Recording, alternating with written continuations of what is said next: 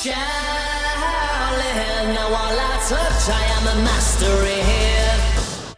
Well, I wanted to get in a little bit out of sort of briefly, again, not going into too much detail of it, but the ideas behind what we're doing and letting people know and understand and get close to a bit more our picture, I suppose, that we're setting up on social media, within our lyrics, within our songs, and the story in the world that we're kind of creating. Because I think that's a really interesting thing that we're doing, and we're still learning and we're still understanding. And you've done a lot of work yourself studying films, and it's something you love, Sid, is films and script writing, and all together we've had some crazy mad ideas about where this can go, and we sort of drip feed that through our socials. So I suppose just an understanding of where that idea first came from, I guess, for us all, but mainly, where did that spring from in your mind to create this kind of world or have this alongside music, I guess? Again, this came from, I think, me and Ryan early on. Me and Ryan love films, and we used to go and watch a lot of films together. Now, we're in this music world, and that's what we kind of done, and I remember us meeting up after the last band stopped, and it was kind of like, right, if we're going to do this, it needs to be different then, because I think we were both a little bit sick of doing the same thing. And then I just thought at the time, again, I think it just probably came up in conversation. It was like, well, we can mix the film and the music world together. There's no reason why we can't do that. We love them both, very passionate about them both. How do we do that? I don't know. We have the tools to be able to do that nowadays. You can delve in the film world. I mean, we're doing all our own social media is all coming from us. The videos and that we're outreaching, because again we're limited on knowledge, but we're learning from friends, really, aren't we? You know what I mean? We've got Cam doing a music video for Blue Skies. We've got Joe who's done a music video for Shaolin. But yeah, it's just based on a story. We kind of, through learning about stuff like marketing, as you can see, all this kind of stuff, like the more you learn about it, the more you want to be kind of transparent with it, because it can easily lead to manipulation. I don't like that. I don't like that at all. But I love the side of marketing that talks about story making and stuff like that, and building a story for your brand, I suppose, which is what it is. Like, yeah, I think that's powerful. And when that came up, did it discuss sort of having that umbrella and having that sort of thing guiding us, I guess, was really sort of inspiring and interesting for us all, I guess, to get involved in. Well, story it don't necessarily, I mean, we're taking on a bit, I think I took it literally at the time, and that's why we are actually doing a story. But at the same time, I mean, I've always wanted to do that. That's something I love story, and I love films, and I love all that. But like, story can be as simple as, so like, say Billie Eilish's story, that is, she wears these big unfeminine clothes, big baggy clothes. That's her story, so people relate to kind of that as being her story, and that's her thing. Like empowering women is a big thing of hers and stuff like that. And it's like, I was thinking about it. We had this idea from, like I said, when I was younger, seeing this Love, Peace, Anarchy sign, the one day thing. It's always been in my head. And it turned into a philosophy early on in the band through chats with like Matt, our producer, and that. It was kind of like, oh, there's something more to this. And it's try to get that, the meaning of the aim towards what you love, find peace in action, face the anarchy yourself, try to understand what that actually means first, which is what we're doing now. And we're putting out there in front of people, because I don't want to say that any of this is perfect, and it's all changing all the time. It's not right yet. The process is where we're finding the meaning, and that is, we're taking people along for that process. If anyone wants to come, basically, that's kind of our whole ethos. Same with the story. We started this world, LOAstate, which is basically just like, I suppose it's kind of, obviously it was done before this lockdown thing happened and stuff like that. With the idea was already there, and the way we'd set up the marketing was already kind of all lockdown based and stuff like that. And it's kind of like this overprotected state, like this kind of false utopia where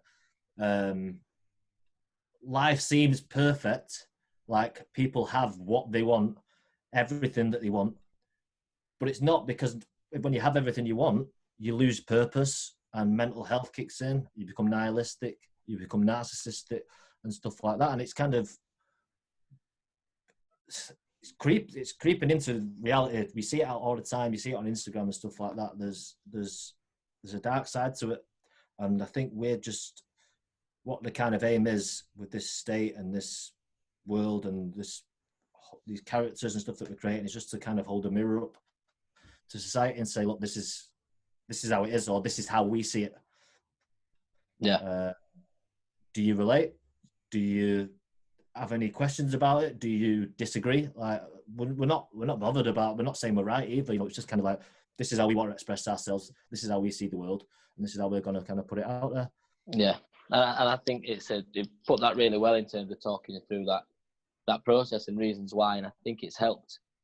It's helped us even more sort of creatively as we sort of hear a tune. We can sometimes think that it represents that world or it represents that idea. We know that's an LOAstate tune, and I think that mixes in with this ideology of the different world that we're kind of creating. Yeah, so like you said, again, Jay said ideology and stuff like that. I think we want to be, for stuff that I read in ideology is a bit, because it means that everything's down to one thing. I think we're a lot more complex than it just being down to one thing, as you can see, because we get so stressed about everything and stuff. Yeah. I'm trying to understand what an ideology is and stuff. That might have been a wrong word, or the I get it. Yeah, it's come from an idea, but we don't want it just to be about that one idea. I don't think, because then everything will be about that thing when it's more. I think it's more. But again, you can see how I'm still trying to understand these words and stuff and what they mean. But I think you said a good point there. Yeah, I think a lot of the reason for getting it all into one thing of being the story is because before, Ryan, and you'll agree, in the bands previously, the whole, we never really had an identity in these bands. It was always kind of, tunes weren't linking, it was very sporadic, and there would be a country song about one thing, there'd be something about another thing, and this has kind of allowed us to have not a point of view, point of focus in a way, where it's like, right, okay, so the tunes are about this society, what's going on there, we're countering mental health there, meaning crisis is happening there because people don't have a purpose, which is there's a meaning crisis now, which I've learned recently, that's directly linked to the mental health crisis, and it's kind of like, right, so that's what we're singing about, that's our topic, that's our theme that's going to run throughout this, and that's kind of really, really helped, especially with writing now, because it's kind of like, if Ryan will send me a beat or something, it's like, right, okay, so I'll get a melody and stuff like that, and then it's like, well, I know the topic, I know what I'm going to sing about here now. It's not like I'm sat there for hours wondering, oh, what can this song be about? Heartbreak or something like that, which it can be, that's fine. Yeah. Same time, it's like, it's heartbreak in this world, so how can we make it so it's a bit more sinister and a bit more like our world? So say, like, Same As You is kind of like that song that's coming out is like the darker side of love. What I Do for Love is the darker side, like there's a twist on it and stuff like that. Friends, the breaking of a relationship with friends, that's got a dark, sinister tone to it. It's all kind of matching what's going on in that world, but taking influence from, reality. I think as well, the reason why it's all well and good saying that is our message, but I think we have to understand why we came to that conclusion. I think it's because we thankfully went through that ourselves and discovered this sort of these messages ourselves via different forms of media, books, films, podcasts, and it was like it resonated with me so much, and it was like, it's going to sound a bit like precocious, but I was like, I really know someone who would benefit from hearing this message as well. Yeah, exactly. I was like, so we felt like we had to share the message for people, like who could relate to a lot of it and go, oh God, that this person really could benefit from knowing this sort of stuff as well. And I think that's what triggered us then to do it. Yeah. It was like using our form of art to get that message out there in an understandable way as well. So for people who might not necessarily read or, look into these things themselves, we could give them that message. Yeah. Yeah, that's a very good way of putting that, Ryan, to be fair, because I remember being at Granada and having a similar conversation to that. How do we carry this message that we want? Because it was, and like you said, Sid, you know, it's anchored about what sort of lyrics that we write and go into, because it's anchored to that particular thing, what we're writing about, exactly what you just said. So I think with us being able to keep going back to that and relying on that, it's only going to strengthen that message. But in terms of carrying a message and being able to get, like Ryan said, people might not read, or people might not watch particular documentaries, or people might not have access to this information because they don't know about it, or they don't know that it exists, or people talk about this kind of stuff. And I think I was having a good chat with on Instagram with Peter Abrams, is it? Yeah. And he reached out to us in terms of what we're doing and the message that we're doing. He said something interesting which matched us. Is he wanted to look at? He's obviously done TED Talk. He's wrote a book. He talks about.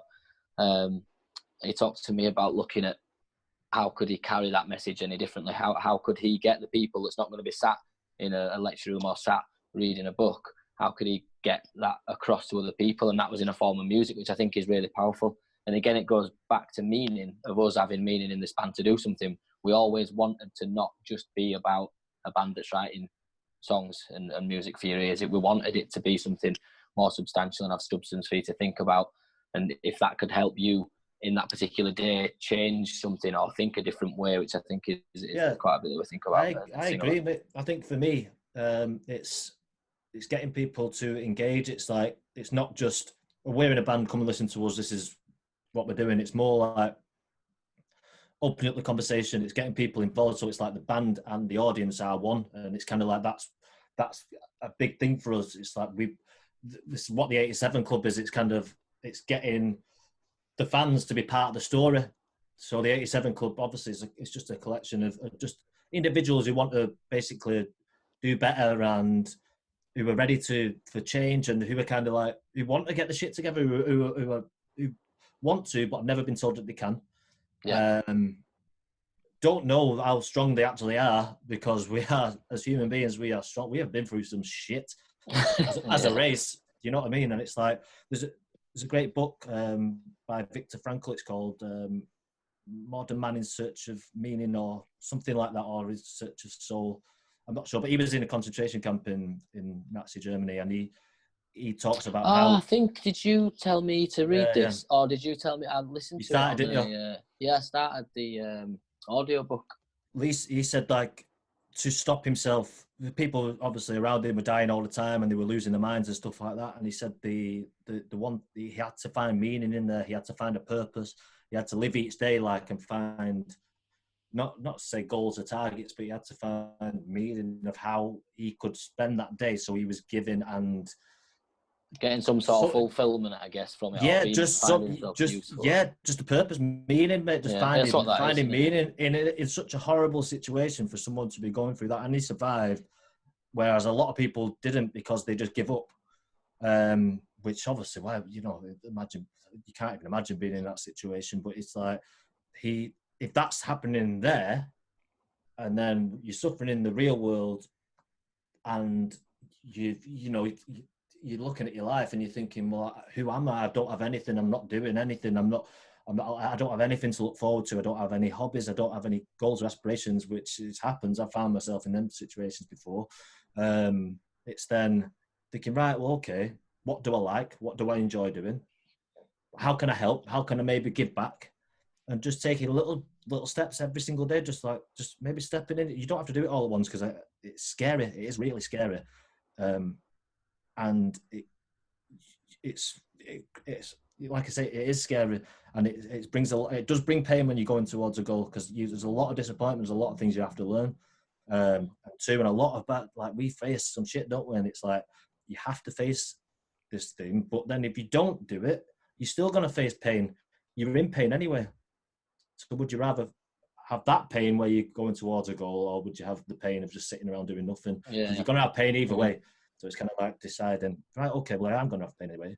And that's that's us trying to encourage. That's trying to give an encouraging message out there, which is through the 87. It's like, no, this is how we're going to do it. We're going to encourage each other here now. We're going to create a little community where it's like, no, we're going to have each other's backs, and that's kind of where that is and stuff. Yeah, and I think, I'm relating to exactly what you've just said to a conversation we had a couple of weeks ago, and the conversation we've had a lot is around that encouragement piece. That sort of one of our campaigns early on for the releases we've done were around just removing self-doubt, stepping into the unknown, and really trying to get the feeling across that that's kind of what we were doing at that time, and still do every day. We're always stepping into something that you don't really know in terms of creativity when we're creating. But that, for me, is such a powerful message that resonates and can resonate with so many people, because there is that something that people have got and they've got that want to do, but it's masked by that self-doubt, and I think it's masked by judgment, but it's also masked by not having any encouragement. Encouragement is a positive thing. Them other two things are seen as negative, as self-doubt and unknown, because it's you can't give yourself courage. You can't. Yeah, exactly. So this is a big thing. Sorry, Ryan, we'll go to you in a second. Your understanding of this, and because I know this is kind of where we've all connected on the stepping into the unknown and stuff like that. It really struck home with us all, I think, hearing that. But what was I going to say there? What was I going to say? I forgot what I was going to say. That's happened to me. That's 1-1. We just need Ryan to do it, and we've completed an hat-trick. Yeah. And started off well. That's great. I'm happy with that. 1 each.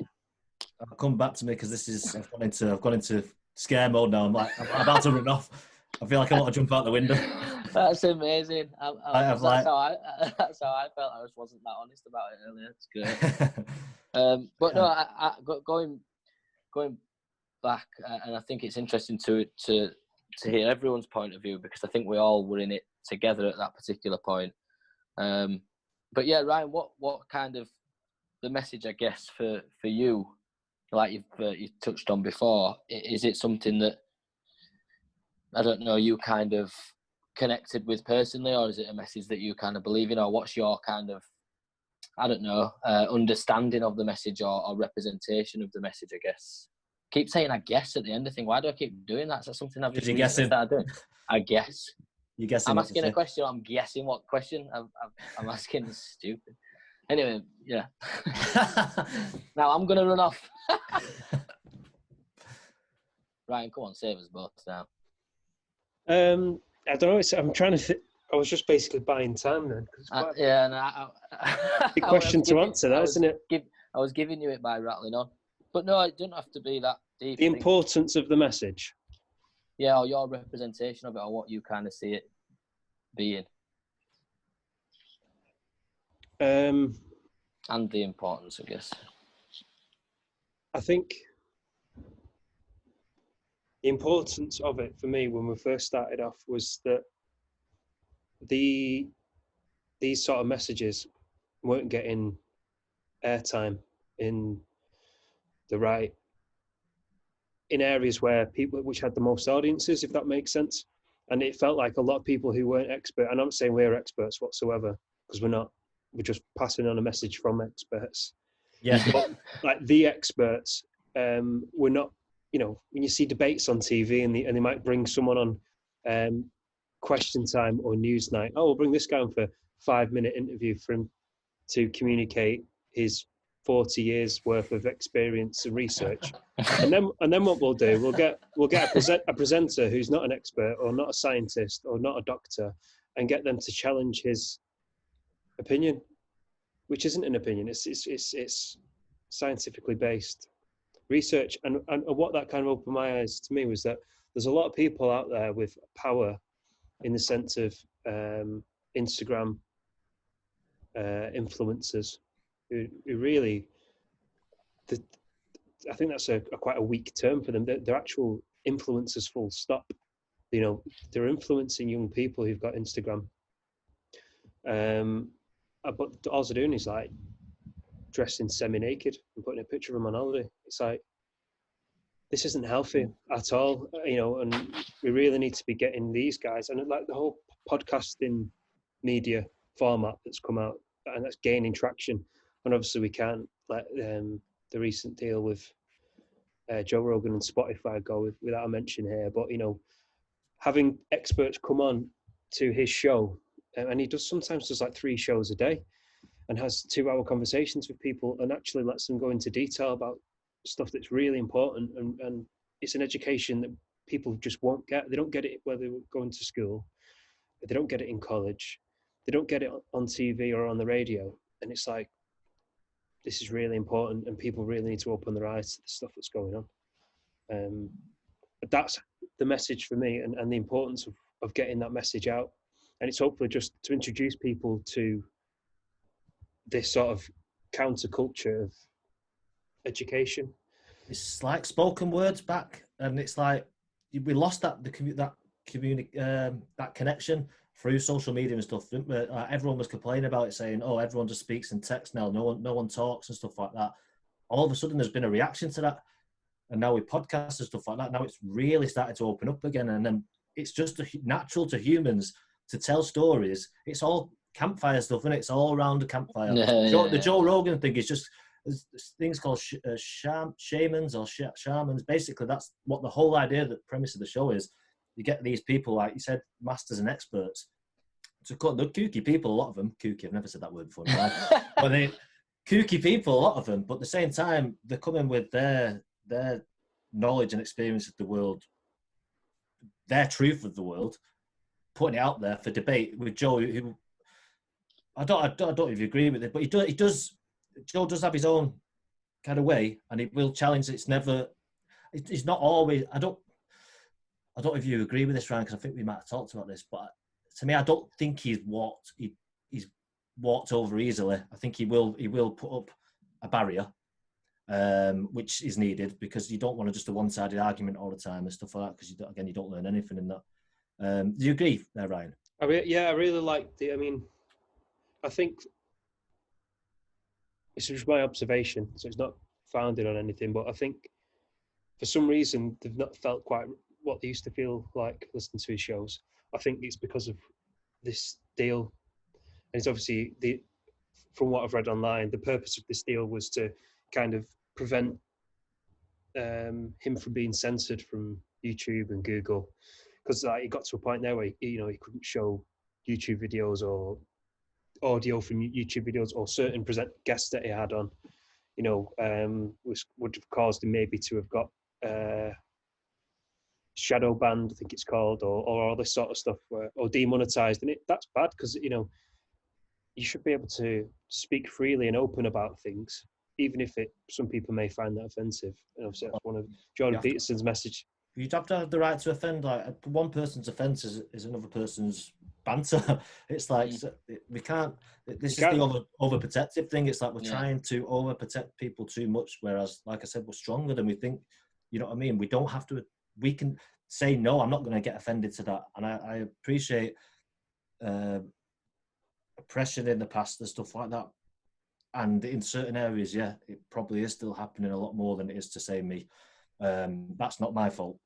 Like, I was born here. I can't help that. But at the same time, before I kind of got into a lot of this stuff, I was kind of feeling really guilty and down for being who I was, as like just maybe I am if you live in the West, you're basically a person of privilege, like, no doubt about it. Because if you look at some places of the world, they have far less than me and a lot of people in this country. So, like, bringing that back round to our message is kind of, as a person of the West, you're going to be struggling. A lot of people are still struggling. But if we become this finger pointing, blame culture of just pointing at everyone else's problems out, telling everyone else what they should be doing with their lives. What are you doing with your life? How are you trying to make it better? How are you exercising your right of privilege of living in your semi-detached house with your iPhone and your iPad and stuff like that, complaining about how there's poor people around and going to your new gods, the government, pseudo-religion shite, expecting them to fix the world when they can't. They're human. They fail all the time. They fail all the time. The rubbish, because they're human. We're all rubbish. We're absolutely rubbish. But what can you do? How can you, if you can spot that problem as a human being with solution makers, how can you help? What can you do? Let's encourage that. You know what I mean? Yeah. I think that I agree with that. I really like that.